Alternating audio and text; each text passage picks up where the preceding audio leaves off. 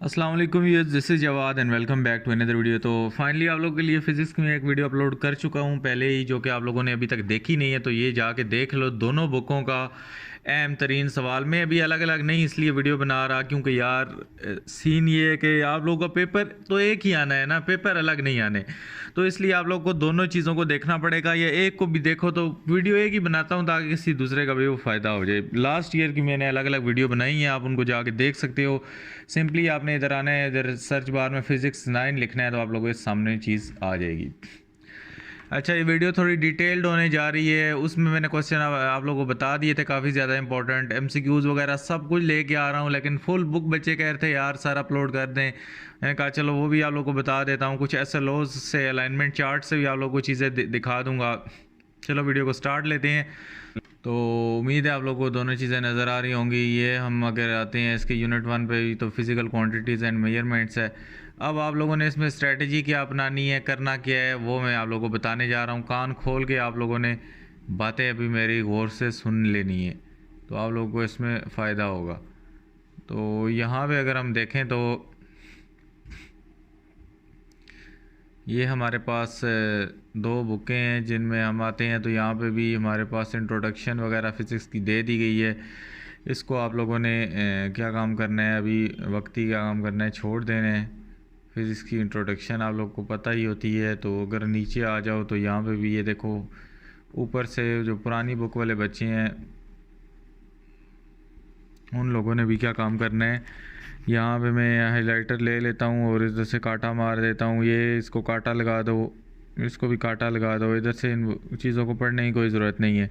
Direct आपने आ जाना है ब्रांचेस ऑफ फिज़िक्स पे। नई बुक में भी आ जाओ तो नई बुक में भी फ़िज़िक्स एंड सोसाइटी, इन चीज़ों को अब पढ़ने का वक्त नहीं है, ना ही आप लोगों ने पढ़ना है इनको। फ़िज़िक्स की इंट्रोडक्शन आ भी सकती है तो आप अपने पास से उसको लिख सकते हो। तो ये काम आप लोग कर सकते हो। यहाँ पे पुरानी बुक में आप लोग को नज़र आ रहा है side by side mechanics, heat, sound, light, optics, ये सिर्फ बॉक्स आपने कर लेना है। और आप लोगों ने ये सारा जिस पे मैंने कांटा मार दिया आपने छोड़ देना है। और इसके बाद अगर हम नीचे आएँ तो जो दोनों में सेम टॉपिक हैं वही आप लोगों ने करने हैं। मैं आप लोगों को दोनों बुक के साइड बाय साइड इसलिए रख के बता रहा हूँ ताकि आप लोग का जो कन्फ्यूजन लेवल है वो क्लियर हो जाए। और पढ़नी आपने एक बुक की है, आप लोगों को पता चल जाए आपने क्या क्या पढ़ना है, क्या छोड़ना है। तो इस वजह से कोई ये दो अलग कॉमे नहीं है जो आप लोग, नहीं पेपर एक बनेगा। इस वजह से साइड बाय साइड मैंने बुकें रख दी हैं। आज अलग अलग से वीडियो बनाता, अलग देख लेते, वो अलग देख लेता, फ़ायदा नहीं था। क्योंकि लास्ट टाइम भी ज़्यादातर मेजॉरिटी का पेपर पुरानी बुक से आ गया था, नई बुक से इतना कुछ आया ही नहीं था। इसके बाद मैं आप लोगों को पेपर दिखाता हूँ, एसएलओज के साथ अलाइनमेंट करते हैं पहले चैप्टर की। तो वीडियो बहुत लंबी होने जा रही है और बहुत इंटरेस्टिंग होने जा रही है। इसको देख ली तो आपके फ़िज़िक्स क्लास 9th में नंबर जो है वो फुल आ सकते हैं। अच्छा, अगर हम नीचे चलें पुरानी बुक में, तो पुरानी बुक में आगे ये जो सारी चीज़ें हैं आप लोगों ने इसको भी कांटा मार देना है। ये देखो, आप लोगों को सिर्फ ब्रांचेस ऑफ फिज़िक्स के बारे में पता होना चाहिए। इसके बाद यहाँ पे अगर नई बुक में आप देखो लेफ़्ट साइड पे, तो इंटरनेशनल सिस्टम ऑफ यूनिट आप लोग को आ गया है। इसमें से आप लोग को बेस यूनिट्स और डिराइव्ड यूनिट्स सिर्फ आनी चाहिए। इनसे वो आपसे पूछ सकता है what are the base units and derived units. तो इसमें से आप लोग को लेंथ, मैथ, टाइम लिख देना, कुछ भी लिख देना। सिर्फ आप लोग को बेस यूनिट्स और डिराइव्ड यूनिट्स, इस पे हाइलाइटर नहीं लग रहा तो भी फ़िलहाल गुजारा करो।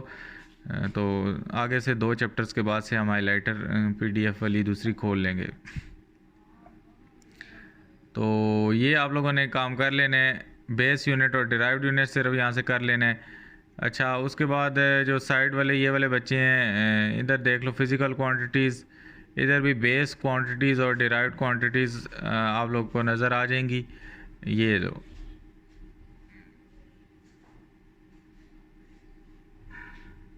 इधर भी आप लोगों ने बेस क्वांटिटीज़ और डिराइव्ड क्वांटिटीज़ कर लेना है।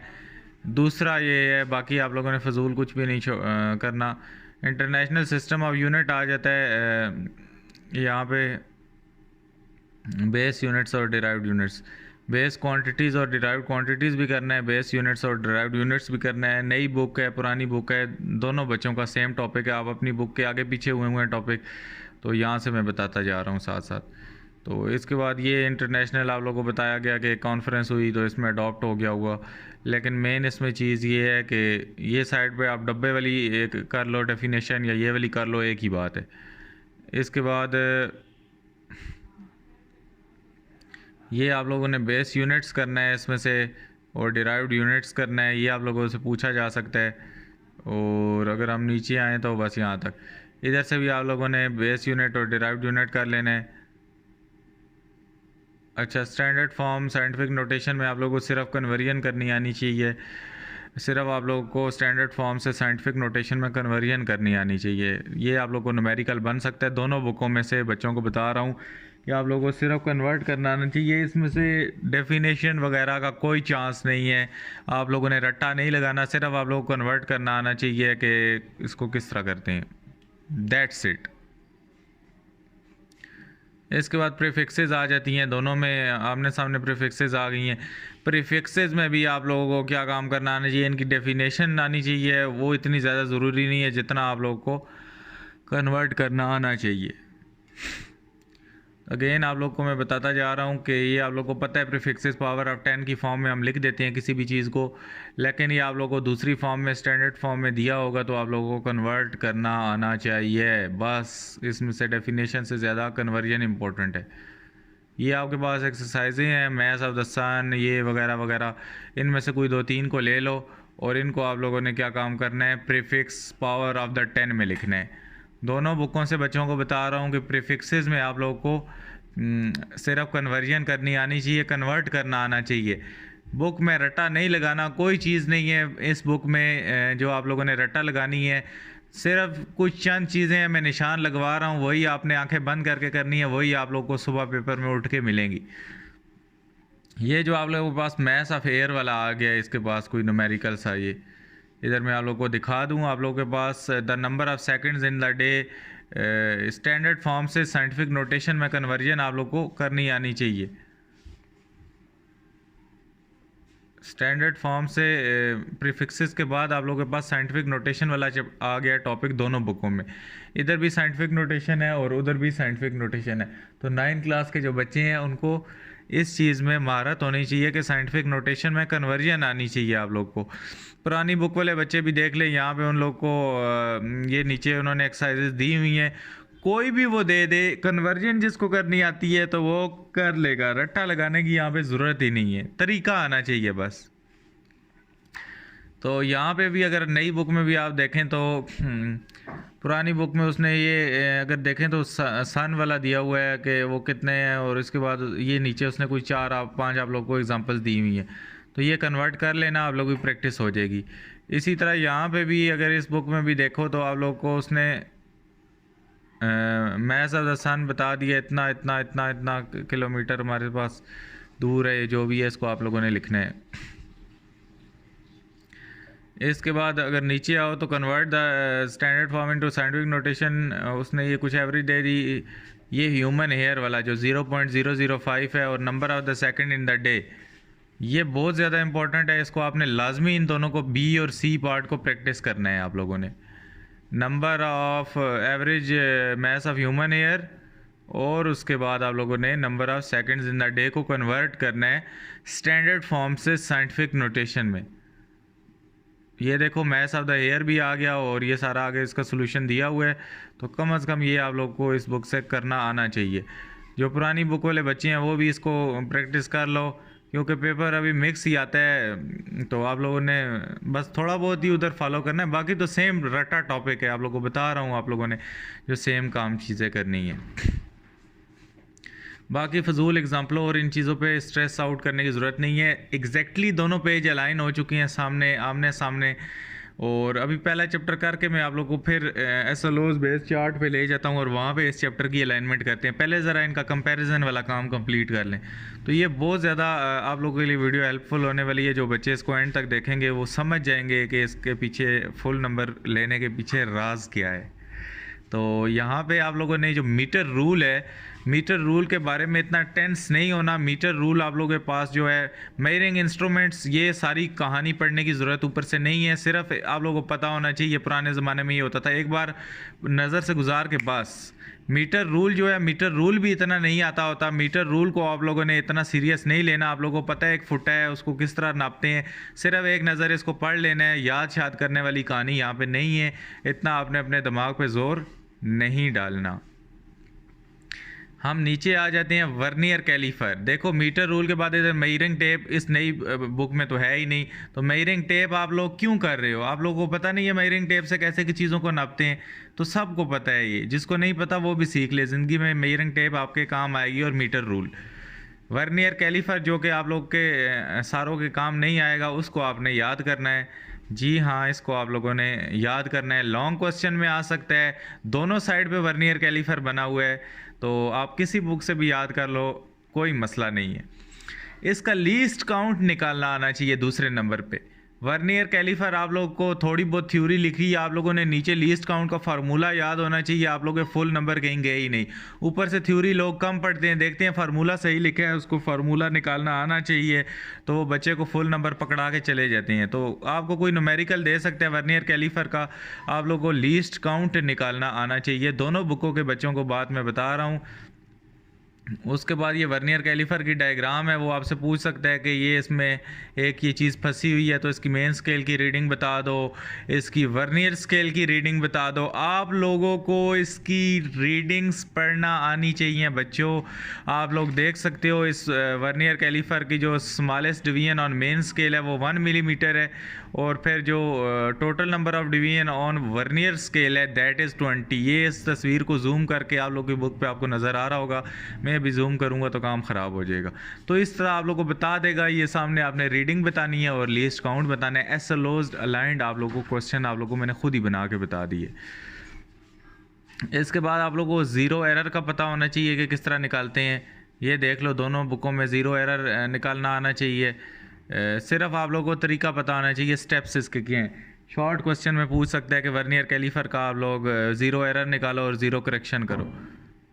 ये इस नई बुक में देखो आप लोगों के पास स्टेप्स बने हुए हैं कि आप लोगों ने पहले लीस्ट काउंट करना है, फिर स्मॉल। ये सिर्फ आप 4 स्टेप्स लिख दो, बेशक नीचे डिटेल में ना लिखो, आप लोगों को फुल नंबर मिल जाएंगे। तो पुरानी बुक में लंबी चौड़ी कहानी लिखी है, आप दोनों बुकों में से जो आप लोगों को आसान लगे 4 पॉइंट्स यहाँ से उठा लो।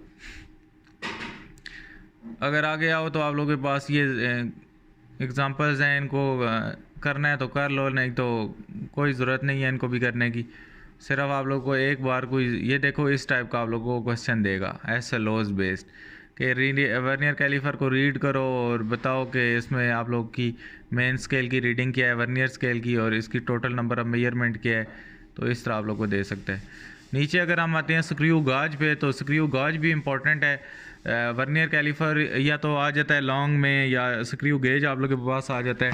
ना आए तो फिर आप लोग को लीस्ट काउंट, कम से कम लीस्ट काउंट का दोनों का फार्मूला आप लोग को पता होना चाहिए। अगर नहीं इनको याद करना, कम से कम इनका लीस्ट काउंट का फार्मूला याद रख लो, थोड़ा बहुत पता आपको होना चाहिए काम किस तरह करते हैं। बंदा कुछ तो लिख के आ जाता है ना।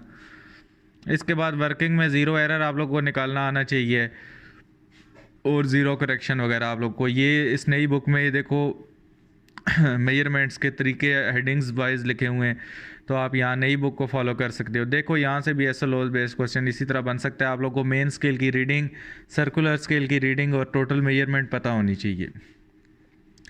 फिज़िकल बैलेंस है, फिज़िकल बैलेंस को कोई करने की ज़रूरत नहीं है, क्योंकि यहाँ पे भी हम आते हैं तो इसको मैं क्रॉस लगवा देता हूँ।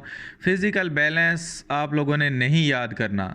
जिस बच्चे को बहुत ज़्यादा अच्छा लगता है, बहुत ज़्यादा शौक़ है, वो कर ले। दुकान पे आप जाते हो तो इस तरह के डिजिटल बैलेंस आप लोग को पता होते हैं। तो स्टॉप वॉच आ गई है, स्टॉप वॉच को हम अगर देख लेते हैं। अच्छा, ये कोई एग्जांपल इधर आ गई है, उसका सोल्यूशन आ गया है, तो इसको मैं यहाँ पे क्रॉस मार देता हूँ। इधर लीवर बैलेंस भी आ गया। लीवर बैलेंस भी आपने नहीं करना, इलेक्ट्रॉनिक बैलेंस भी आप लोगों ने नहीं करना, बीम बैलेंस भी नहीं करना। स्टॉप वॉच पे हम आ जाते हैं। नई बुक में तो ये है ही नहीं, तो इधर पुरानी बुक में भी आपने नहीं करना। स्टॉप वॉच सिर्फ आप लोग को पता होना चाहिए किस तरह काम करती है, बस इतना पता होना चाहिए। याद इसको भी नहीं करना। शॉर्ट क्वेश्चन इससे पूछ सकते हैं what is the stop watch, ये एक्सप्लेन वर्किंग। तो आप लोग को खुद पता होना चाहिए कि हम उस पर बटन दबाते हैं तो वो काम शुरू कर देती है। मेजरिंग सिलेंडर आप लोगों ने नहीं याद करना भाई, मैं इधर क्रॉस लगाऊं स्टॉप वॉच को, मेजरिंग सिलेंडर आप लोगों ने नहीं यूज़ करना। आप लोगों ने पता नहीं ये कहाँ यूज़ करोगे, लेकिन अभी पेपर के लिए इसको छोड़ दो। इसके बाद सिग्निफिकेंट फिगर्स आ गए भाई, बड़ा हो गए और काम है, ये चीज़ें फजूल में पढ़ जाओगे तो अभी तक पहले चैप्टर से ही आप आउट नहीं हो पाओगे। ये मैं चीज़ें आप लोगों को करवा रहा हूँ, बुक लेके साथ साथ नोट करो, क्रॉस लगाते जाओ साथ साथ जिन चीज़ों पे क्रॉस लगवा रहा हूँ, और जो बच्चे इस गैस को फॉलो करना चाहते हो। फजूल टाइम इन पे पता चले आप लोग इधर ये मेजरिंग सिलेंडर स्टॉप वॉच को याद कर रहे हो, ये चीज़ें आती ही नहीं है। आप लोगों को पता है स्क्रू गेज और वर्नियर कैलीफर आएगा, बात ख़त्म होगी। ये चीज़ें आ भी जाती हैं, आप अपने पास से कहानियाँ लिख के आ जाओगे, आप लोगों को नंबर मिल जाएंगे। कोई भी इन चीज़ों को नहीं पढ़ता। इसके बाद ये बुक का ये सारी चीज़ें हमने क्रॉस करा दी हैं। अच्छा, सिग्निफिकेंट फिगर आ गया है, इसको हम क्रॉस को हटा लेते हैं, क्योंकि ये सिग्निफिकेंट फिगर्स आप लोगों ने लाजमी यहाँ से देख लेनी है। इसको मैं रेज अभी फ़िलहाल करता हूँ। सिग्निफिकेंट फिगर दोनों साइडों पे आ गए। सिर्फ सिग्निफिकेंट की आप लोगों को फिगर्स की आप लोगों को डेफिनेशन पता होनी चाहिए कि हम उसमें क्या करते हैं, और मेन आप लोगों को जो इसमें ज़्यादा चीज़ें पता होनी चाहिए इसके rules to find a significant figure. ये पीला सा टेबल बना हुआ है पुरानी बुक पे, और जो नई बुक वाले बच्चे हैं वो अगर हम नीचे हैं, ये ऊपर वाला कहानी छोड़ दो, ये जनरल रूल्स आपको शॉर्ट क्वेश्चन में या लॉन्ग क्वेश्चन के पार्ट बी में आप लोगों से पूछ सकता है। ये भी आप लोगों के पास रूल्स हैं, ये आप लोगों के पास ये 1 2 3 4 5, तो ये आप लोगों ने लाजमी करने हैं। दोनों बुकों के बच्चों को मैंने बता दिया है, तो आप लोगों की यहाँ पे हमारे पास एग्जांपल उसने दी हुई है। ये एग्जांपल आप लोगों ने इनमें से 1 2 सवाल कर लेने हैं, बाकी ये सारे छोड़ दो। समरी आ गई दोनों बुकों की, पहला चैप्टर हो गया क्लोज। क्वेश्चंस आ गए एक्सरसाइज के जी। एमसीक्यूज़ आ गए। एमसीक्यूज़ आपने दोनों बुकों से करने हैं, सही तगड़े करके करने हैं। और ये एमसीक्यूज़ आप लोगों के सामने दोनों बुकें खोल दी हैं कि कोई बच्चा कहे सर हमारे पास तो बुक ही नहीं है, तो ये आप लोगों के पास बुक सामने है, समझो ये पेपर आ गया आप लोगों के पास पहले चैप्टर के एमसीक्यूज़ का, तो ये आप लोगों को आने चाहिए। अब मेरे पास इतना वक्त नहीं है मैं आप लोगों को सोल्यूशन इनके कराना शुरू कर दूं, तो ये वीडियो बहुत ज़्यादा लंबी होने जा रही है, क्योंकि अभी एक चैप्टर हुआ है और काम से बहुत ज़्यादा ख़राब हो रहा है। बाय द वे एक बार ये वीडियो बन जाएगी तो बाकी बच्चों के लिए हेल्पफुल हो जाएगी। अच्छा, यहाँ पे कॉन्सेप्चुअल क्वेश्चन आ जाते हैं नई बुक में। वो कहता है द फिज़िक्स, इस क्वेश्चन कॉन्सेप्चुअल को छोड़ दो, ये वाला बेस क्वांटिटीज़ और डिराइव क्वांटिटीज़ वाला आप लोग कर लो। इसके बाद ये माइक्रो वाला कर लो कि how micro is 1000 time greater than nano. Screw gauge आप लोगों को बताया हुआ है पहले ही। मैकेनिकल स्टॉप वॉच को छोड़ दो, मेजरिंग सिलेंडर को भी छोड़ दो, इसको भी छोड़ दो मेजरिंग सिलेंडर को, और उसके बाद सिग्निफिकेंट डिजिट्स वाला कर लो।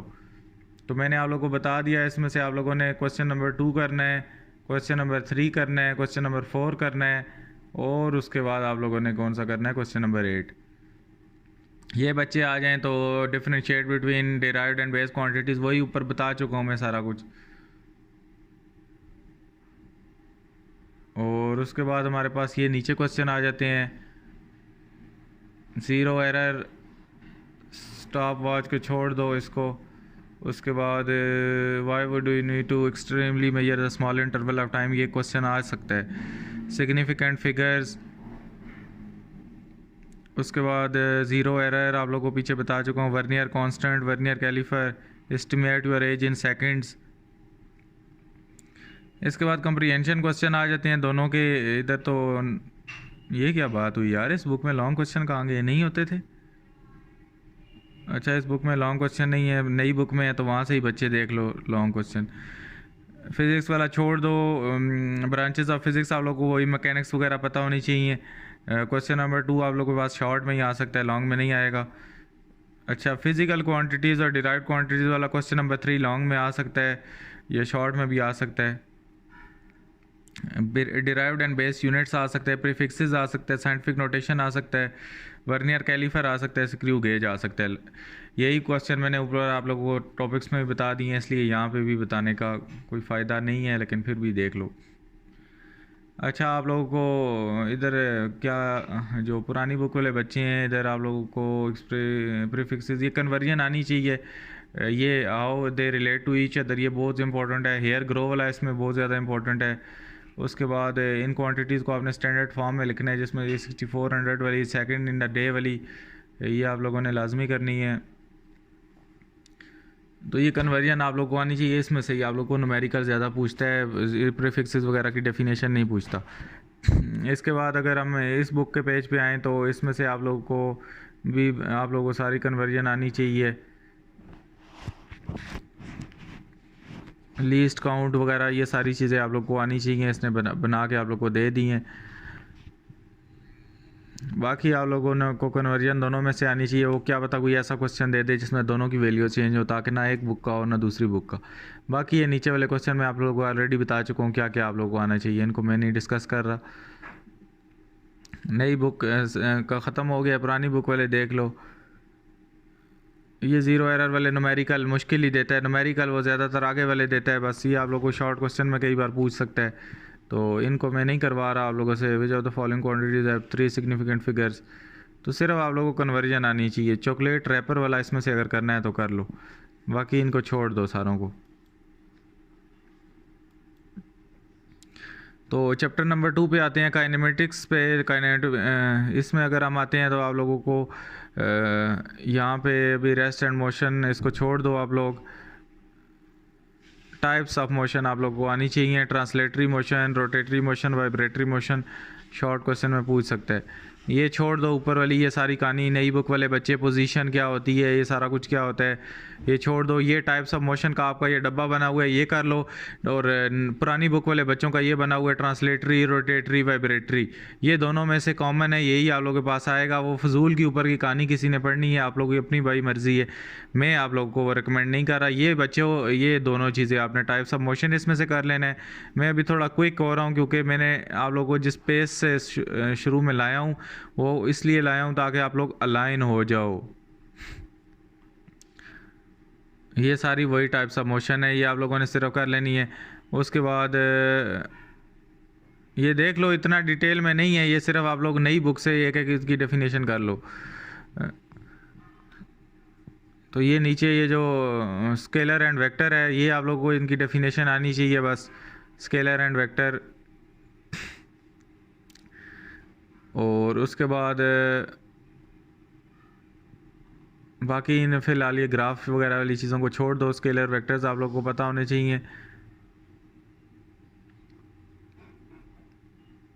ये पोजीशन वगैरह इसको फ़िलहाल छोड़ दो। डिस्टेंस एंड डिस्प्लेसमेंट आप लोगों को पता होना चाहिए क्या है। स्पीड एंड वेलोसिटी पता होनी चाहिए। इधर भी देख लो डिस्टेंस एंड डिस्प्लेसमेंट। तो ये डिटेल में पढ़ने की ज़रूरत नहीं है कि गूगल मैप किस तरह काम करता है, अब वो इतना नहीं है क्योंकि दोनों बुकों को साथ लेके हमने चलना है। तो इसलिए इस बुक में इतनी डिटेल नहीं है, पुरानी बुक में। तो नई बुक में आपने इतनी डिटेल में नहीं पढ़ना, ये रनिंग ट्रैक में क्या हो रहा है तो इधर उधर इन चीज़ों में आपने नहीं पढ़ना। ये इंटरेस्टिंग फैक्ट्स वगैरह सारा कुछ छोड़ दो ये। और यूनिफॉर्म स्पीड और यूनिफॉर्म वेलोसिटी नई बुक वालों को पता होना चाहिए। ये देख सकते हो यूनिफॉर्म स्पीड, वेलोसिटी और इसके फार्मूले आप लोग को आने चाहिए। यूनिफॉर्म वेलोसिटी भी आ गई, नई बुक वालों को बता रहा हूँ, अगर आगे पीछे उनका टॉपिक होता है तो वो वहाँ से देख लो। वेलोसिटी ये देख लो, यूनिफॉर्म वेलोसिटी और ये सारा कुछ। इसी तरह एक्सेलरेशन की डेफिनेशन और फार्मूला आना चाहिए। और यूनिफॉर्म एक्सेलरेशन लाजमी पूछ लेता है। यूनिफॉर्म वेलोसिटी, यूनिफॉर्म एक्सेलरेशन को आपस में मिक्स आउट नहीं करना। और इसको देख लो, ये एक्सेलरेशन आ गई, इसकी डेफिनेशन और यूनिफॉर्म एक्सेलरेशन ये आप लोगों ने इधर से कर लेनी है। आगे मैं आप लोगों को बताता हूँ, ये शॉर्ट क्वेश्चन ही अभी है, इनमें से नहीं। सबसे ज़्यादा इंपॉर्टेंट इसमें डीसेलरेशन है। डीसेलरेशन और रिटार्डेशन किसको कहते हैं?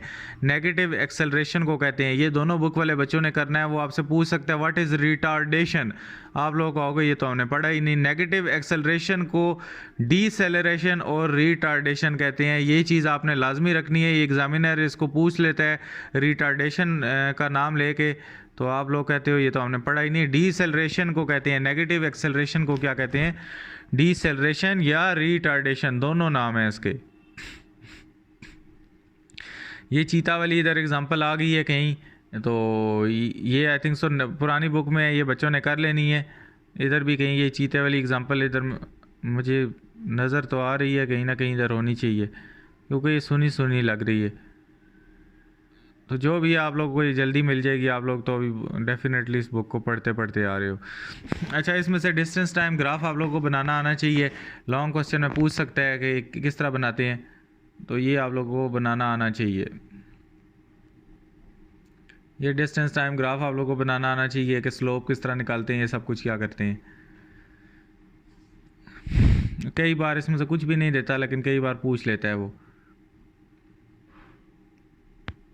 स्पीड टाइम ग्राफ भी आप लोगों ने देख लेना है, और इस साइड से भी आप लोगों ने स्पीड टाइम ग्राफ आप लोगों ने देख लेना है।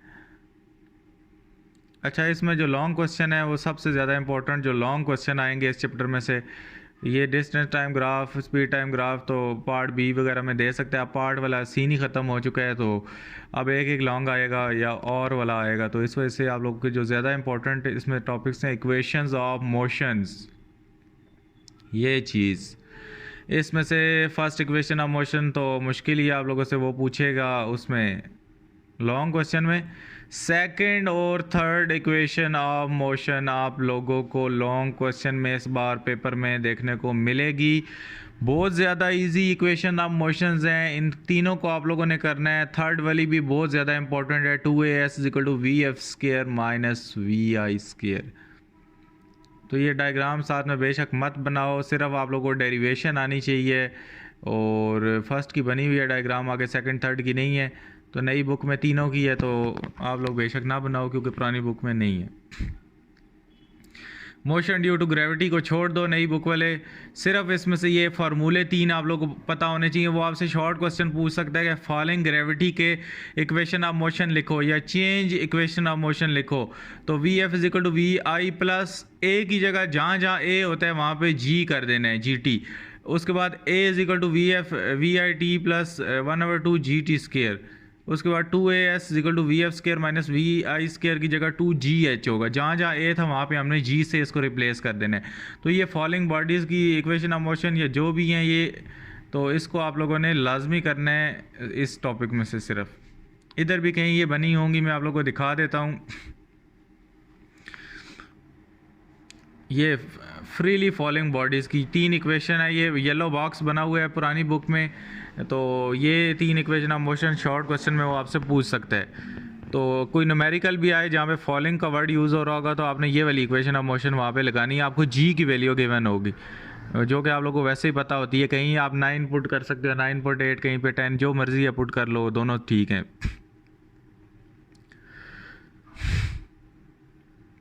तो ये देख सकते हो, ये आप लोग को यहाँ पे जीटी वाली यहाँ पे यूज़ भी होंगी। तो ये इससे न्यूमेरिकल आपको आ सकता है, न्यूमेरिकल फॉलिंग बॉडीज़ वाले से। उसके बाद आप लोगों ने इधर देख लेना है, बॉल इज़ थ्रोड वर्टिकली अपवर्ड, ये बहुत ज़्यादा इंपॉर्टेंट न्यूमेरिकल है। वर्टिकली अपवर्ड, डाउनवर्ड जो भी चीज़ फेंक रहे हैं उसमें आपकी इक्वेशन ऑफ मोशन भी चेंज होंगी। तो ये आप लोगों ने इधर ध्यान रखना है। यहाँ पे भी देख लो, h = vit, ये वाली इक्वेशन लगी हुई है।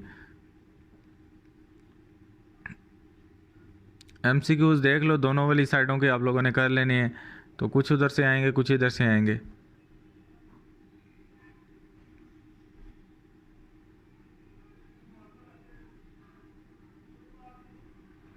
ये आप देख सकते हो सारे।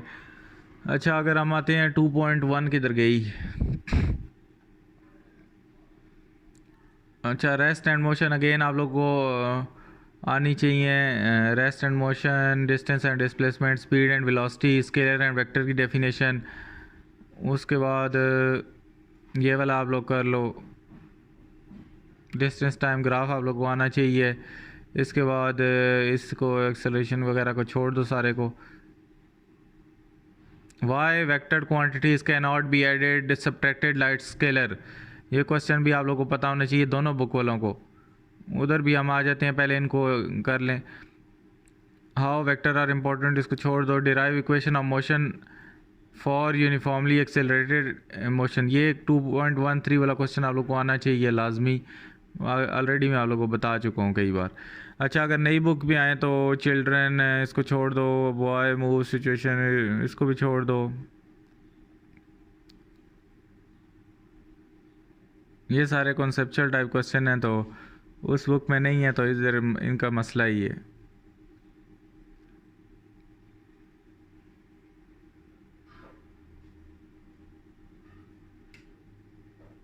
सिर्फ इनको आप लोगों ने एक एक बार रीड कर लेना है। इसमें से जो क्वेश्चन नंबर 10 है ये आपने कर लेना है। कॉम्प्रिहेंशन क्वेश्चन में अगर हम आए तो आप लोगों को वही rest in motion, different type of motion, scalar vector, position को छोड़ दो, डिस्टेंस डिस्प्लेसमेंट के दरमियान में डिफरेंशिएट, 3 इक्वेशन ऑफ मोशंस और फ्रीली फॉलिंग बॉडीज़ के लिए जो इक्वेशन ऑफ मोशंस हैं वो आनी चाहिए। अच्छा, न्यूमेरिकल वही आप लोग को कन्वर्जन आनी चाहिए किलोमीटर पर आवर से मीटर पर, इसमें मीटर पर सेकंड में। और उसके बाद आप लोगों ने मॉर्निंग वॉक, ये मुझे लग रहा है पुरानी बुक से न्यूमेरिकल देंगे, नई से मुश्किल ये दें, क्योंकि अभी तक बच्चे स्कूलों में पुरानी बुक फॉलो हो रही है और वैसे ही अब नई बुक चेंज हो चुकी है, ख़त्म हो गई है। आते साथ ही इसको 1 साल नहीं हुआ, ये ख़त्म हो गई है, नई बुक आ गई है। आप मेरे चैनल पे जाके देख सकते हो, ये आप लोग को इधर मिल जाएगा। ये नई बुक की नीचे आ चुकी है, ये फिज़िक्स 9 की किताब तब्दील हो गई भाई जाए, इसको देख लेना जाके, ये चेंज हो चुकी है वैसे ही। अच्छा, यहाँ पे अगर हम आएँ तो अ कार इज़ मूविंग, ये वाला आपने क्वेश्चन नंबर 4 वाला न्यूमेरिकल कर लेना है। साइकिलिस्ट वाला आपने करना है इसमें से।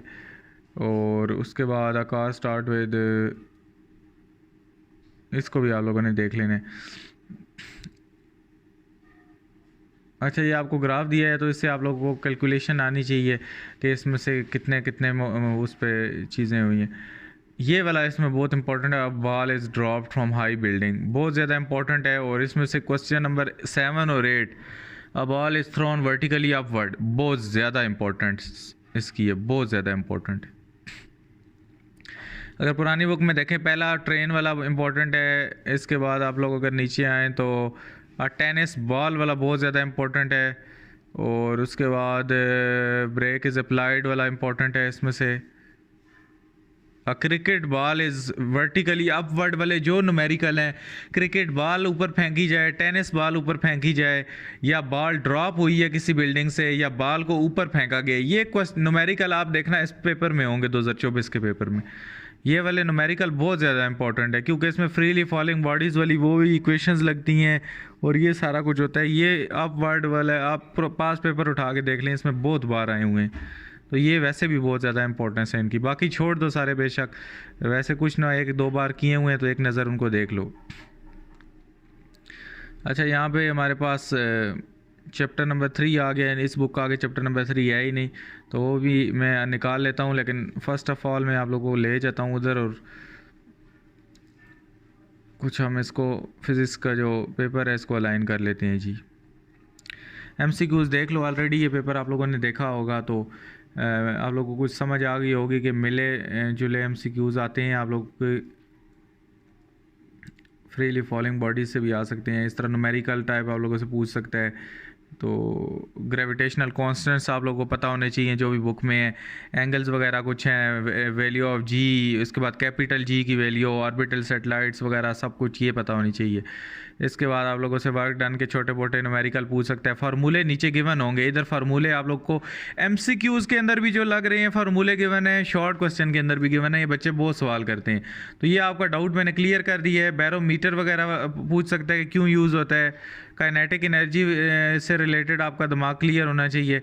सेल्सियस से फ़ारेनहाइट में आप लोगों को कन्वर्जन आनी चाहिए, और फ़ारेनहाइट से सेल्सियस में इसका शॉर्ट क्वेश्चन भी आ सकता है, न्यूमेरिकल भी आ सकता है, MCQs भी आ सकता है।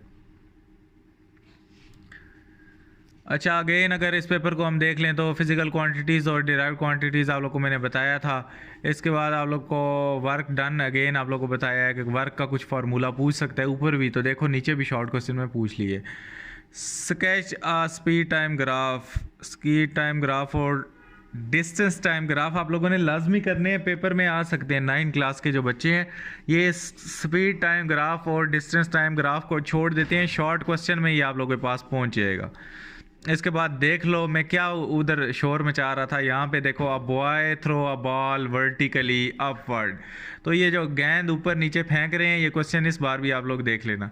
इसके बाद worn out tyres of a vehicle are not safe on wet roads, के जो ख़राब टायर्स होते हैं वो क्यों नहीं गीले रोड पे यूज़ कर सकते हम, जिनकी लाइफ ख़त्म हो गई होती है। इसका जवाब मैं आप लोग खुद बता देता हूँ, क्योंकि वो वैसे ही पुराने होते हैं, उनकी ग्रिप कम होती है, जब बारिश होती है रोड पे वैसे ही ग्रिप कम होती है, टायरों की जो ग्रिप, क्योंकि लुब्रिकेंट है ना, बारिश से रोड गीला है तो जो टायर की ग्रिप है रोड के साथ वो वैसे ही कम हो जाती है, और अगर टायर पहले ही कमज़ोर हो तो वो ग्रिप और कम हो जाती है, इसलिए एक्सीडेंट के चांसेस ज़्यादा होते हैं। इसीलिए कहते हैं कि बारिश हो तो ज़्यादा स्पीडें नहीं मारनी चाहिए, तो आप लोगों की ब्रेकें नहीं लगती कई बार। तो ये इसका जवाब आप लोग अपने पास से लिखोगे, बजाय आप लोग को हमें तो पता ही नहीं था। क्यों नहीं पता था? आप लोग अगर ये चीज़ें बेसिक चीज़ें हैं, कल को आप गाड़ी चलाओगे तो आप लोग को ये पता होनी चाहिए। यहाँ तक हम आ गए हैं, 2 चैप्टर हमने कवर कर लिए। मैं ज़रा इसके नीचे एसएलओ चार्ट पे चला जाता हूँ, आप लोगों को मैं प्रॉपर रिवीजन करवा रहा हूँ। ये वीडियो देख के आप लोगों को कहीं और देखने का कुछ ज़रूरत नहीं पड़ेगा। बेशक ये वीडियो 1.5 घंटे चले जाए, 2 घंटे की चली जाए, अभी तकरीबन हमारे पास 2 चैप्टर हुए हैं और ये वीडियो 40 मिनट की हो रही है, लेकिन आप लोगों ने इससे फ़ायदा बहुत उठा लिया होगा। यहाँ पे भी आप लोगों के जो शॉर्ट क्वेश्चन पूछे जा सकते हैं वो एसआई यूनिट्स में base unit, derived units, base quantities, derived quantities, supplementary units वही हैं। इसके बाद वर्क डन, आप लोगों को इससे फार्मूले का कोई क्वेश्चन पूछा जा सकता है। Speed time, displacement time, velocity time graph आप लोगों से क्वेश्चन पूछे जा सकते हैं। फ्रीली फॉलिंग बॉडीज़ के लिहाज से न्यूमेरिकल आएगा, और फ्रीली फॉलिंग बॉडीज़ में वही है, बॉल को आप ऊपर फेंकोगे, बॉल को नीचे फेंकोगे, कहीं तो आप बॉल को फेंकोगे ही। इसके बाद फ्रिक्शन से आप लोगों को क्वेश्चन पूछा जा सकता है कि रोड्स की ग्रिप क्यों होती है, इस टाइप का। स्किडिंग, ब्रेकिंग, इस टाइप का आप लोगों को शॉर्ट क्वेश्चन एग्जैक्टली वो देगा, पूछेगा आप लोगों से, और पूछना चाहिए भी है उससे आप लोगों को।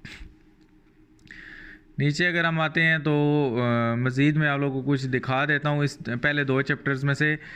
Equation of motion for body with uniform acceleration using graph, वही आप लोगों को आना चाहिए इसमें से। Equation of motion uniform acceleration के लिए भी और फ्रीली फॉलिंग बॉडीज़ के लिए भी यूजिंग ग्राफ, तो ये आप लोगों ने लाजमी करनी है। तो देख लो इधर से भी आई हुई है। मज़ीद अगर पहले चैप्टर से बात करें तो ये उसने अलाइनमेंट दी हुई है कि इससे शॉर्ट क्वेश्चन आप लोगों को पूछे जा सकते हैं, लॉन्ग भी पूछा जा सकता है। मैं एक और पेपर पे आप लोगों को ले जाता हूँ और यहाँ पे भी आप लोगों को दिखा देता हूँ कि जो मैंने आप लोगों को बातें बताई हैं, मैं साथ साथ आप लोगों को वेरीफाई कर रहा हूँ। हेयर वाला क्वेश्चन मैंने आप लोगों को बताया था कि आपने लाजमी करना है, ये आप देख सकते हो। इसके बाद डिस्टेंस डिस्प्लेसमेंट पूछ रहा है कि क्यों है। उसके बाद ट्रेन वाला आप लोगों को बताया मैंने numerical, train start with 2 kilometre, train वाला भी आप लोगों को पूछ सकता है, या बॉल वाला आप लोगों से यहाँ से पूछ सकता है। तो ये आपने करने हैं, ट्रेन वाले न्यूमेरिकल और बॉल वाले। इसके बाद इनर्शिया, इनर्शिया का मतलब होता है रुकावट, ये आप अपने पास से भी लिख सकते हो, इसमें कोई वो नहीं है। अगेन आप लोग देख सकते हो कि body has wait, how much force vertically upward, ये वाले जो भी न्यूमेरिकल हैं, बॉल फेंकी जाए, कुछ फेंकी जाए, एक्सेलरेशन दी हुई है, वर्टिकली अपवर्ड डाउनवर्ड वाला कोई न्यूमेरिकल है आपने छोड़ना नहीं है, लाजमी पेपर में आप लोगों के पास आया होगा। इसके बाद ये देखो ब्रेकिंग वगैरह में से ये पूछा गया है कि व्हीकल को क्यों दरमियान से बॉटम से हैवी बनाया जाता है, और इसकी जो हाइट है उसको क्यों नीचे रखा जाता है जितना ज़मीन के करीब हो।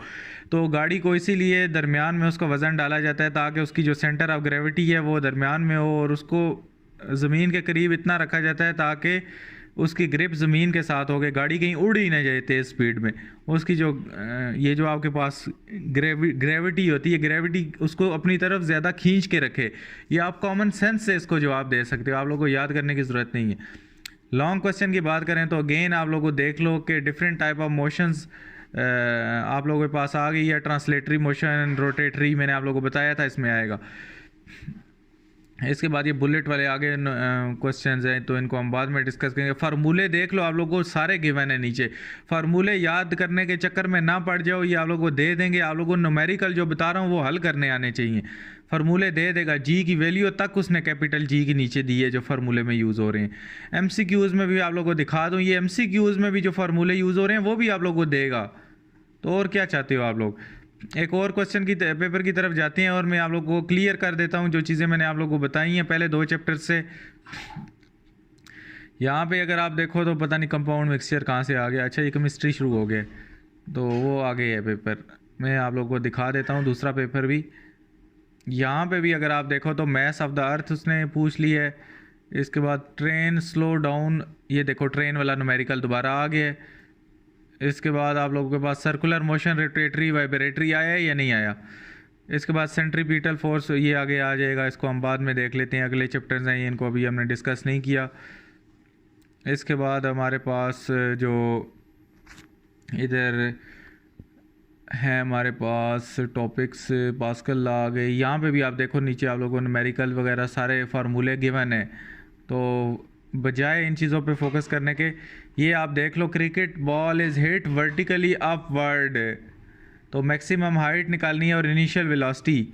तो ये मैं कहाँ कहाँ से आप लोगों को दिखाता जा रहा हूँ कि ये पेपर में ये चीज़ें आती हैं जो आप लोगों को मैं डिटेल से बता रहा हूँ, सिर्फ उन पे आपने हिट करना है जाके, तो आप लोगों का पेपर खुद ब खुद सॉल्व हो जाएगा।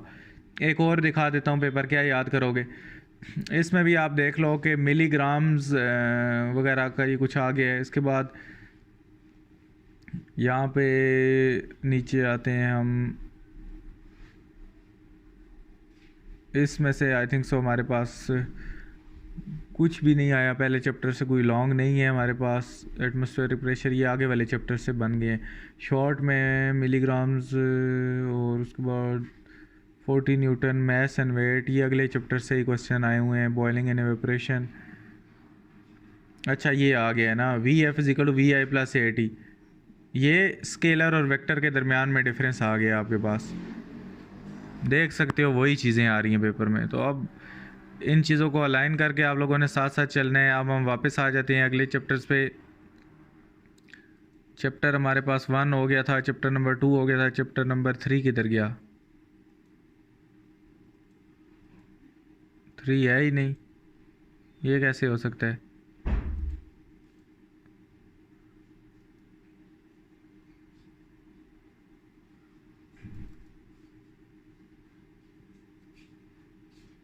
चैप्टर नंबर 3 को हम ओपन कर लेते हैं और फिर इस बुक के साथ ले चलते हैं उसको।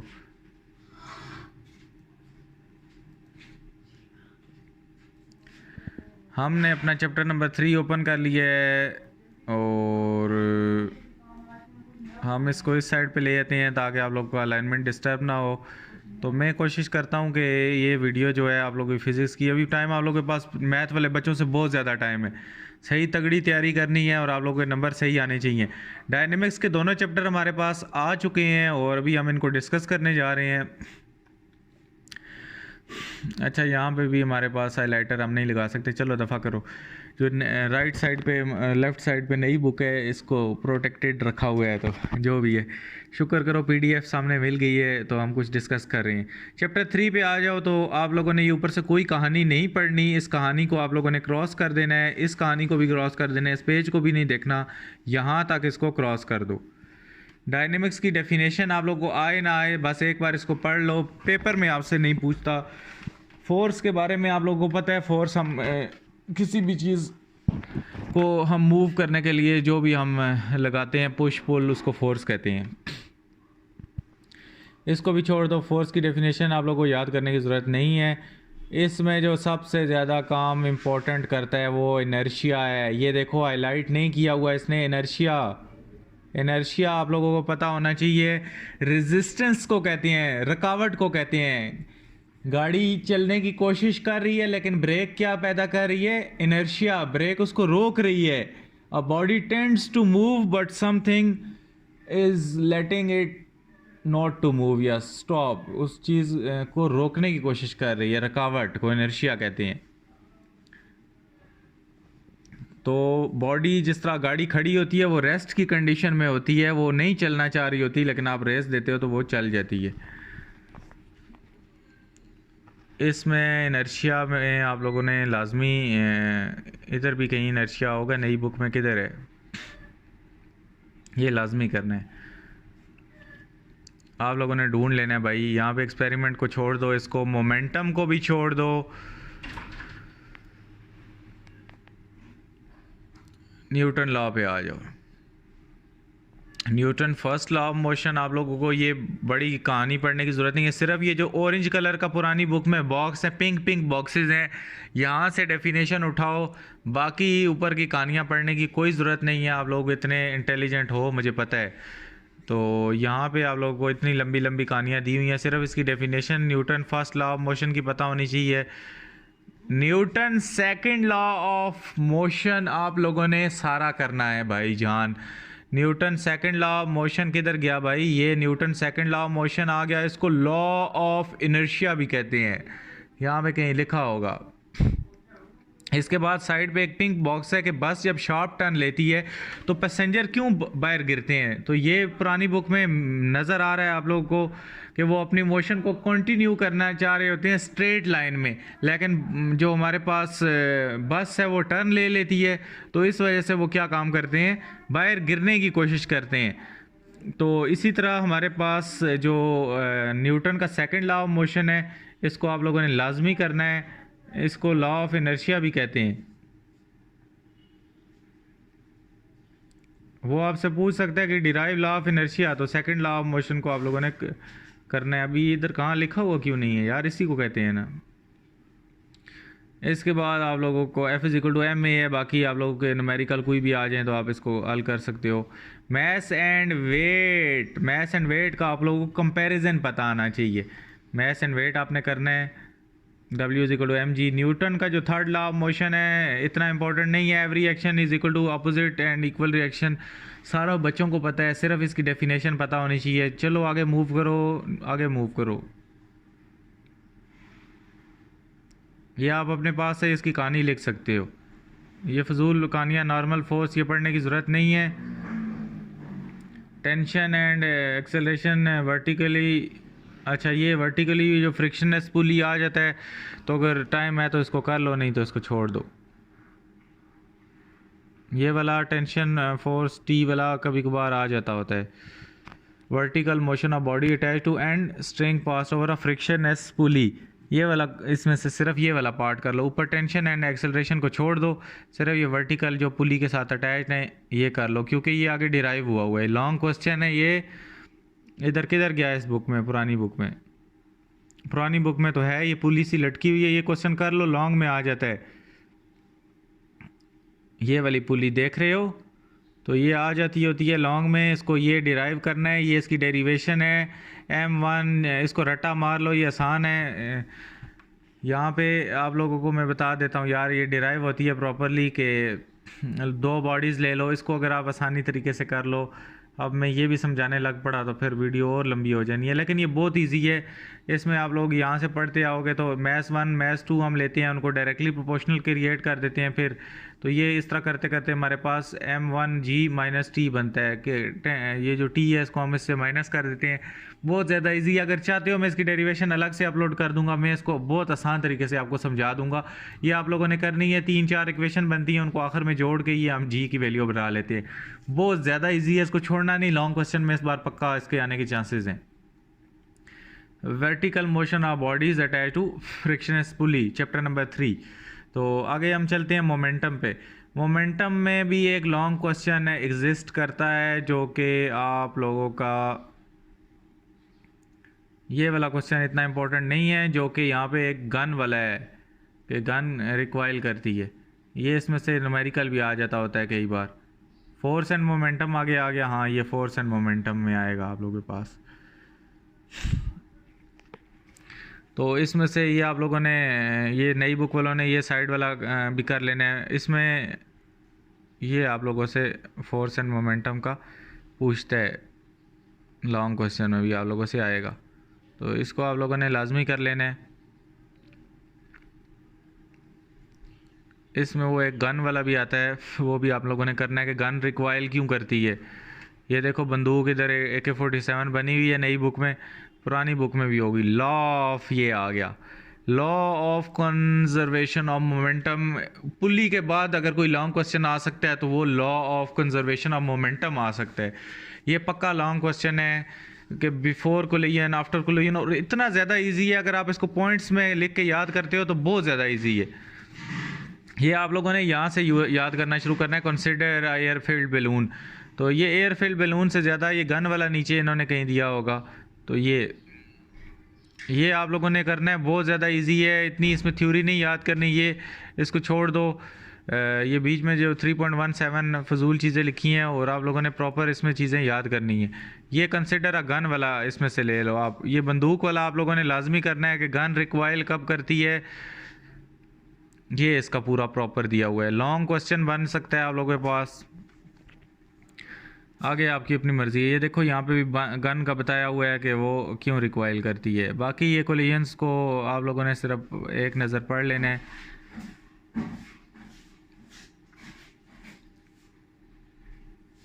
कोलिजन आई थिंक सो नई बुक में है और इस बुक में नहीं है, तो इसको छोड़ दो कोलिजन को। फ्रिक्शन पे आ जाओ दोनों बुक वाले बच्चे। फ्रिक्शन का सिर्फ आप लोगों को स्टैटिक फ्रिक्शन होगा और एक पता नहीं कौन सी फ्रिक्शन दूसरी होगी, सिर्फ वो आप लोगों ने दोनों के दरमियान में फ़र्क पता होना चाहिए। ये आप लोगों को बताएगा टायर क्यों होते हैं, जो गर्मियों में पुल होते हैं वो क्यों एक्सपैंड हो जाते हैं। ब्रेकिंग एंड स्कीडिंग से आप लोगों को एमसीक्यूज आ सकते हैं, इसको पढ़ लेना है। अच्छा, advantages and disadvantages of friction आप लोगों को पता होने चाहिए। और स्लाइडिंग फ्रिक्शन और रोलिंग फ्रिक्शन था। इधर काइनेटिक है, काइनेटिक फ्रिक्शन को छोड़ दो, नई इस बुक में नहीं है। ये एडवांटेजेस एंड डिसएडवांटेजेस दोनों में है, ये आप लोगों ने करना है। ये रोलिंग फ्रिक्शन और स्लाइडिंग फ्रिक्शन का आपस में डिफरेंस आ जाता है, इनको ही लाजमी आप लोगों ने करना है।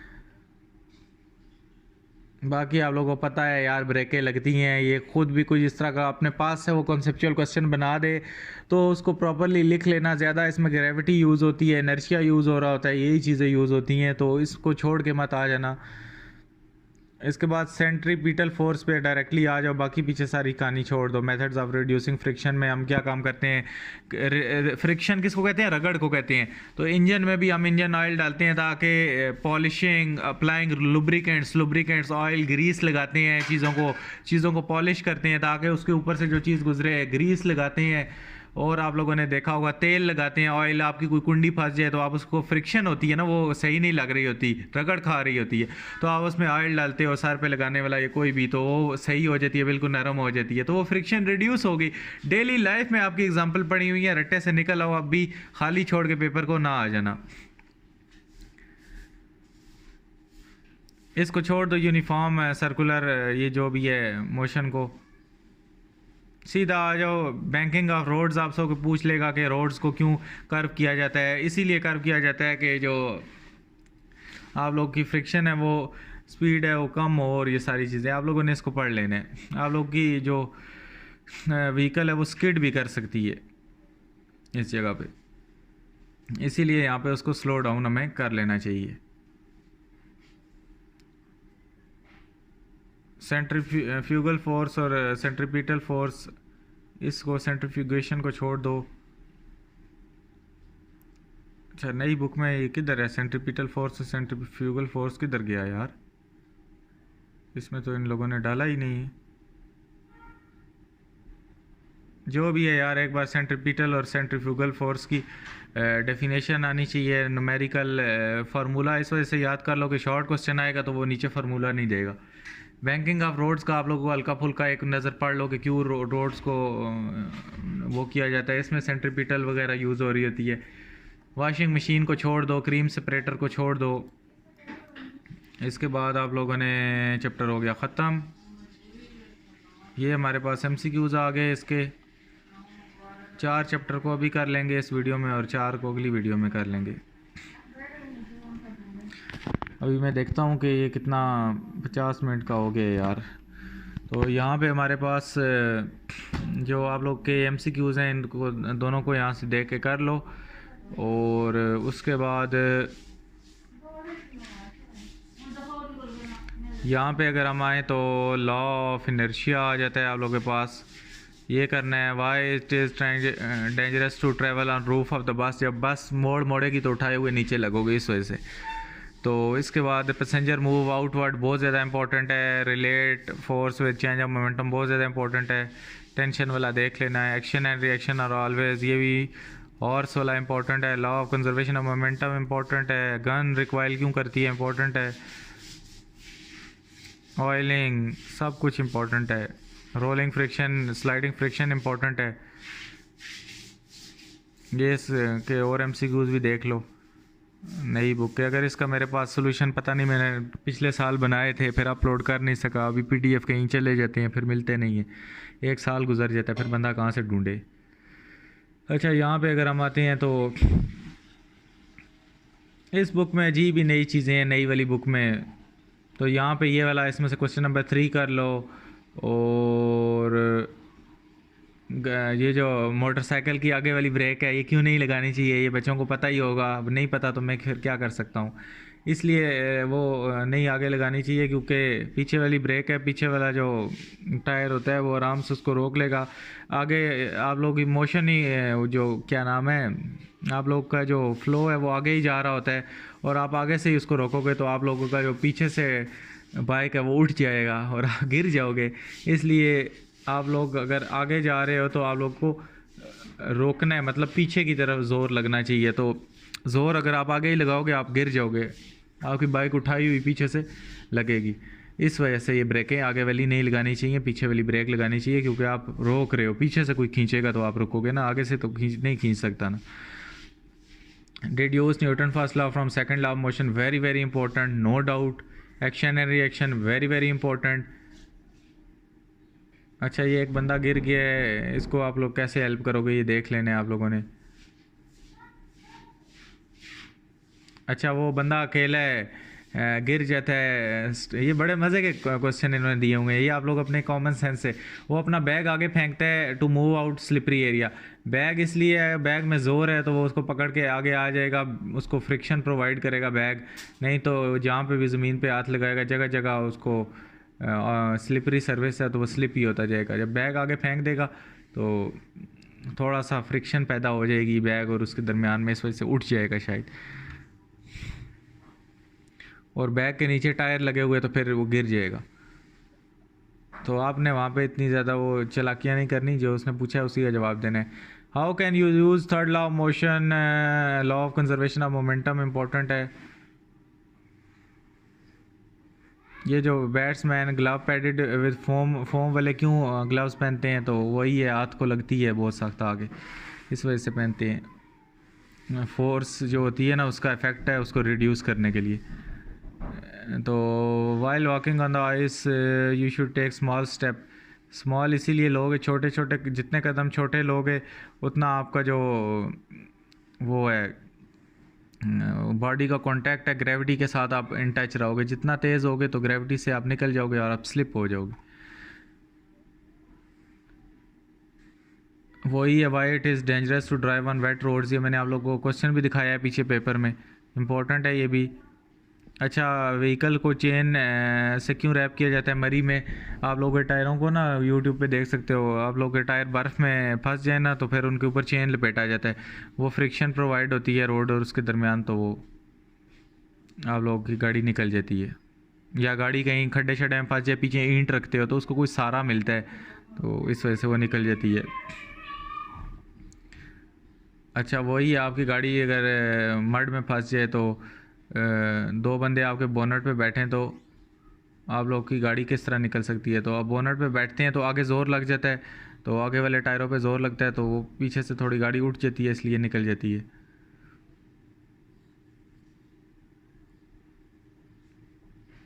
अच्छा, इसमें जो बोनट पे जो दो बंदे बैठते हैं, इससे एक और चीज़ ये होती है कि जो ज़मीन के साथ आप लोग की कांटेक्ट है ना वो ज़्यादा हो जाता है, वज़न ज़्यादा नीचे हो जाता है, तो इस वजह से एक फ्रिक्शन पैदा हो जाती है जिससे आपकी गाड़ी निकल आती है। एक ये भी इस पे इफेक्ट आता है। तो अपने पास से लिख के आना यार, ये कॉमन सेंस वाले क्वेश्चन है। फर्स्ट लॉ ऑफ मोशन करना चाहते हो करो, इनर्शिया करना है, सेकंड लॉ करना है, थर्ड लॉ करना है, मोमेंटम स्केलर वेक्टर करने हैं आप लोगों ने, मैस एंड वेट करना है, न्यूटन का सेकंड लॉ मोमेंटम के साथ जोड़ के करना है, वही आप लोगों को बता दिया है ये टेंशन वाला। इसको छोड़ दो बेशक, फोर्स ऑफ फ्रिक्शन, इसमें से स्लाइडिंग रोलिंग फ्रिक्शन और उसकी वो करनी है, ये देख सकते हो स्लाइडिंग रोलिंग आ गई, ये खुद वही क्वेश्चन आते जा रहे हैं। सेंट्रीपिटल सेंट्रीफ्यूगल फोर्स आप लोगों ने करनी है। न्यूमेरिकल क्वेश्चन हम इधर इस बुक में भी थोड़ा बहुत आगे आते हैं। तो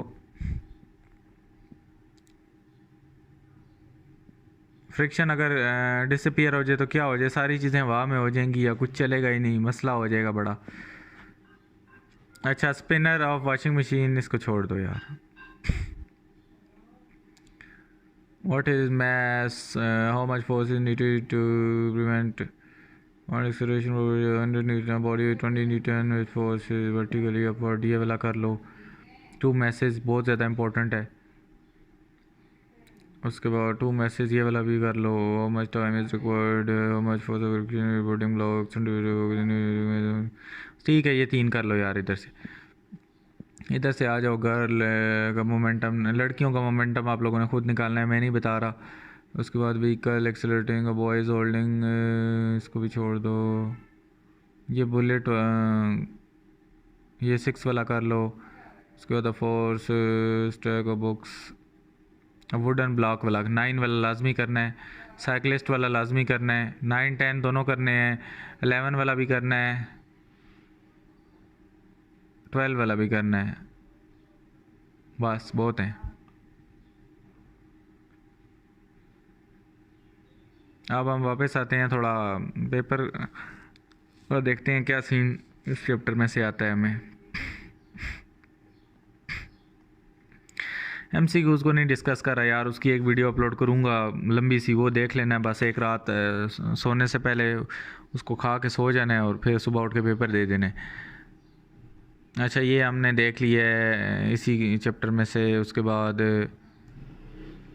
बस जब टर्न लेती है तो क्या होता है, ये मैंने आप लोगों को बताया है, पेपर में आता है।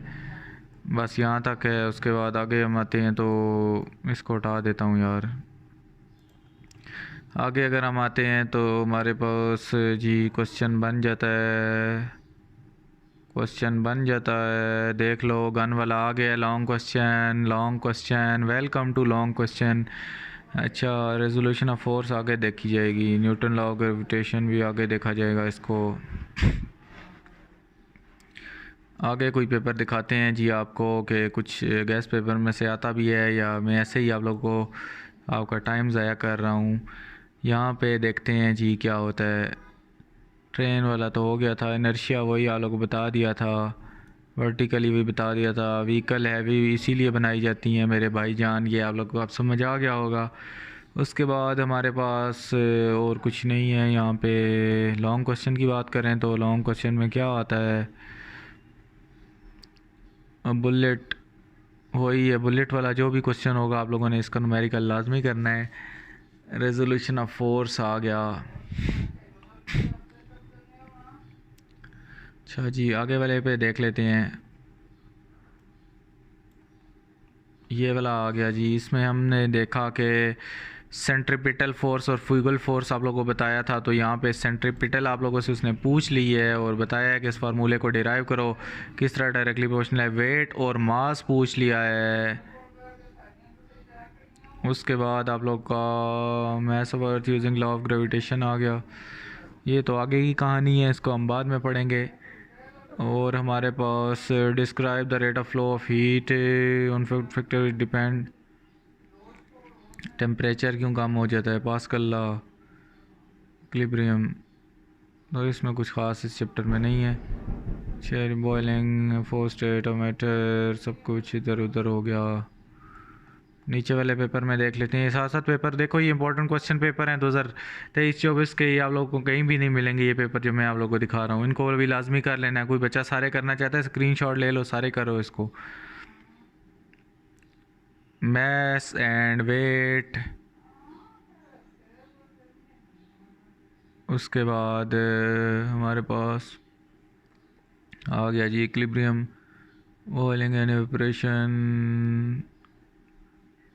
किधर गए हैं यार क्वेश्चन, या मेरा एक तो इतनी लंबी लंबी वीडियो बना के मेरा जहन घूम गया, या मुझे नहीं मिल रहे।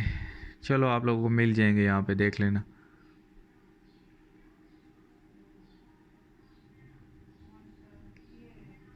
ये फ्रिक्शनलेस पुली वाला कोई भी आप लोगों के पास न्यूमेरिकल उस चैप्टर से अगर आता है तो ये भी लाजमी करना है। इसमें लॉन्ग क्वेश्चन भी बताया था।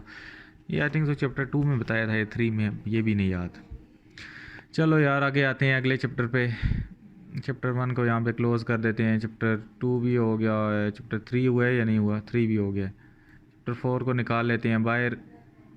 4 4 8 हो जाएंगे, फिर लंबा कहानी है यार। चलो आगे चैप्टर नंबर 4, और चैप्टर टोटल कितने हैं, 9 है मेरे ख्याल से। तो अभी देखते हैं क्या होता है इसमें। अभी 1 घंटे 5 मिनट की वीडियो होगी है। जो बच्चे अभी तक देख रहे हैं वो हसीन व्लॉग्स नीचे कमेंट कर दें, मैं समझ जाऊँगा। भाई ये आप लोगों की इसी तरह तैयारी हो रही है, मैं आप लोग को इतना बैठ के बोल क्यों रहा हूँ, ताकि आप लोगों को मुश्किल ना हो इस बुक में उस बुक में क्या करें। अभी आप लोगों का सारा काम क्लियर हो गया होगा, आप कहोगे यार जो मर्ज़ी बुक आ जाए, चिल सीन है, कर लेते हैं। इधर आ जाओ, इधर से ये सारी पेज को पढ़ना ही नहीं है।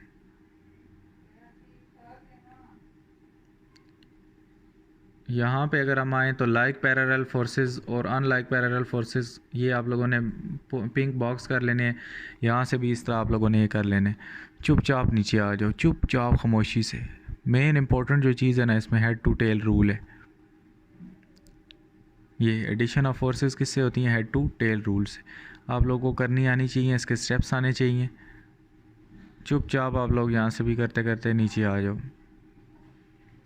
रेजोल्यूशन ऑफ फोर्सेस से आप लोग को लॉन्ग क्वेश्चन आता है, सब कुछ आता है। Splitting of the forces into two mutually perpendicular forces called resolution of force. ये ऐसी डेफिनेशन है जो आज तक मुझे भी नहीं भूली। बाकी वो यूनिफॉर्म वेलोसिटी वगैरह सब मिक्स हो जाती थी, लेकिन ये नहीं मिक्स होती। इतनी वफादार ये है आप लोगों के पास, इसका लॉन्ग क्वेश्चन आप लोगों के पास आ जाता है, तो इसको आप लोगों ने लाजमी करना है। और अपने साथ में दोस्तों को भी बताओ जो इसको चॉइस पे छोड़ रहे हैं, तो बाद में पेपर के बाद फिर आपको बददुआएं देंगे कि खुद पढ़ लेता है और हमें नहीं बताता। फोर्स को परपेंडिकुलर कंपोनेंट्स में तोड़ना, ये आप लोगों को आना चाहिए। ये छोड़ दो, rigid body, axis of rotation, moment of force आ गया नीचे हमारे पास, ये भी मोमेंट ऑफ फोर्स आ गया। इसकी बस डेफिनेशन देख लो, देखनी है तो। इसके बाद हमारे पास line of action of force है, मोमेंट आर्म, इसको छोड़ दो।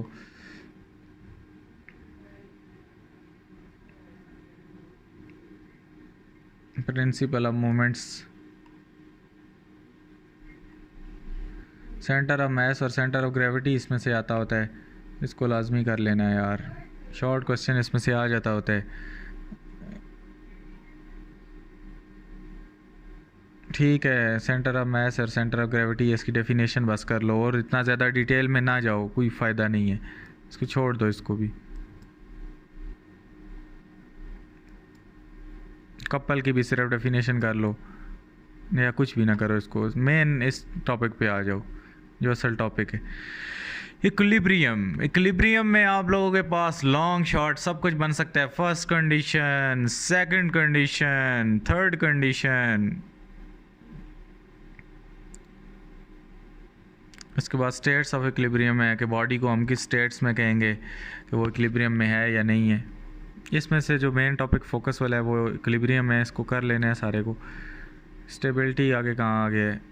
स्टेबल इक्विलिब्रियम और अनस्टेबल इक्विलिब्रियम भी करना है। ऊपर ये स्टेबिलिटी की डेफिनेशन को दफ़ा करो।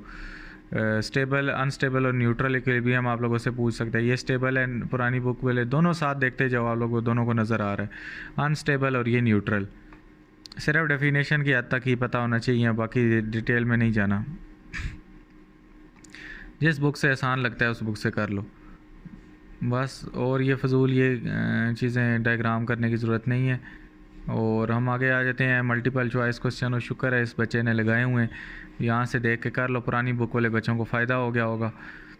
अच्छा, यहाँ पे इस इधर शॉर्ट क्वेश्चन भी है तो मैं थोड़ा बताता जा रहा हूँ। आप लोगों ने centre of mass, centre of gravity, torque, couple, equilibrium, इसमें ज़्यादा इक्विलिब्रियम है। हेड टू टेल रूल है इसमें, परपेंडिकुलर कंपोनेंट्स हैं, when a body is said to be, first condition, ये सारे करो। सेकंड कंडीशन ऑफ इक्विलिब्रियम, इसमें सारा इक्विलिब्रियम के दौरान घूम रहा है। इस चैप्टर में से सिर्फ इक्विलिब्रियम ही कर लो, मेरी मानो तो। अच्छा, ये इसमें से दूसरा क्वेश्चन कर लो, बहुत ज़्यादा इम्पोर्टेंट है, इधर भी होगा, इधर क्यों नहीं है? Why vehicle is kept as slow as possible, अभी दिखाया था आप लोग को, आया हुआ है। बॉडी के not be equilibrium, stable, unstable, neutral बता दिया आप लोग को। ये लाजमी लॉन्ग स्पैनर वाला करो कि मैं इसका जवाब भी आप लोग को देता हूँ यार। Why long spanner is use to open tight nuts, कि आप लोग के पास एक्स्ट्रा लॉन्ग रेंज क्यों नहीं लॉन्ग स्पैनर लगाया जाता है। मतलब एक नट नहीं खुल रहा तो आप उसके पीछे लंबे या उसके पीछे कोई लंबा लोहा लगा लो या उसको खोलो, तो उसमें क्या होता है, उससे फोर्स ज़्यादा हो जाती है, उस पर ज़्यादा फोर्स लगती है तो वो जल्दी खुल जाता है।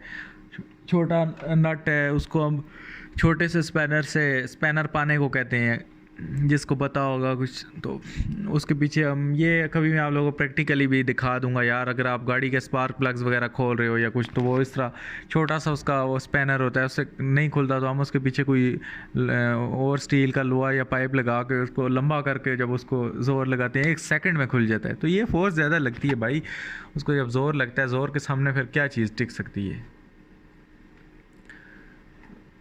तो इसके बाद uniform metre rod is balanced, इसको छोड़ दो।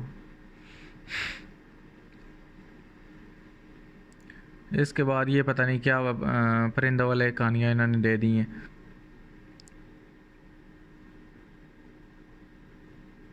ये वाली give an example of body which satisfies first condition of equilibrium but it is not in equilibrium, very very important. Heavy transport vehicle are made at bottom, very very important, very very important. A boy standing, इनू छड़ दे boy नू। Head to tail rule is very very important. और उसके बाद centre of mass, centre of gravity, उसके बाद equilibrium और बाकी सारा इक्विलिब्रियम इंपॉर्टेंट है। इधर आ जाएं प्रॉब्लम्स पे, तो प्रॉब्लम्स में क्या है, 2 ब्लॉक्स वेरी वेरी इंपॉर्टेंट।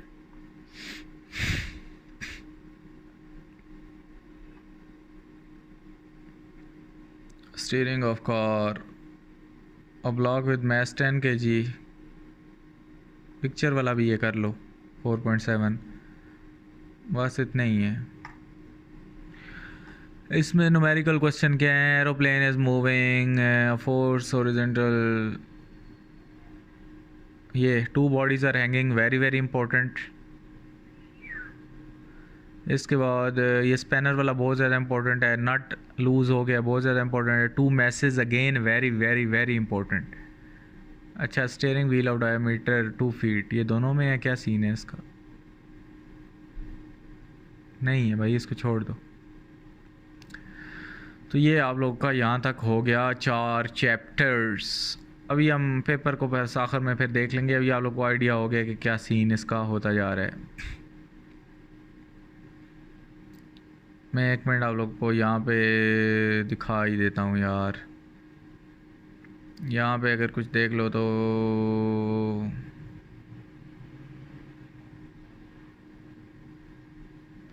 अच्छा, उस चैप्टर का मैं दिखाना भूल गया कि न्यूटन लॉ ऑफ मोशन आ सकते हैं, टॉर्क वगैरह ये आपसे पूछ सकता है। इसी तरह न्यूटन लॉ ऑफ ग्रेविटेशन पूछ सकता है आप लोगों से।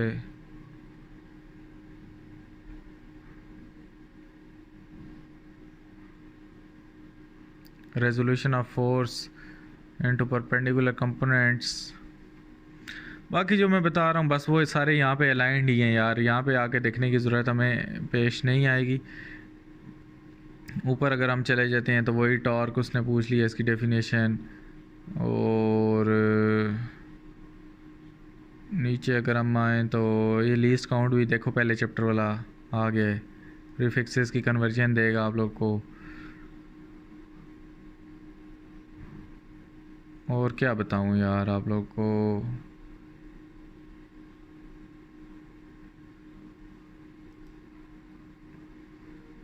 यहाँ पे भी अगर देख लो तो रेजोल्यूशन ऑफ फोर्स आ गई है। और इसके बाद हमारे पास जो इधर से आता है, नीचे चले जाते हैं, नीचे तो और है, आगे आ जाएगा। इधर आ जाते हैं तो इधर भी आप लोगों को कुछ ना कुछ मिल ही जाएगा।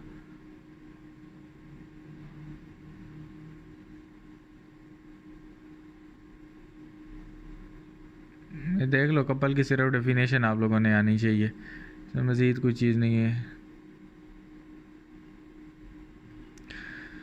ठीक है यार, आगे चलते हैं। अब चैप्टर नंबर 5 आ गया है। कहाँ तक हमने किया, 4 किया या 3 किया था अभी ये भी नहीं याद। हाँ 5 आ गया, गुड। तो 5 6 7 8 9 क्या करें यार, अगली वीडियो में इसको डाल देते हैं 5वें को। तो उम्मीद है यहाँ तक आपको वीडियो अच्छी लगी होगी। पहले हमने 4 चैप्टर कर लिए, तो चैनल पे अगर नए हो तो चैनल को सब्सक्राइब कर लो, वीडियो को लाइक करो, शेयर करो, कमेंट करो।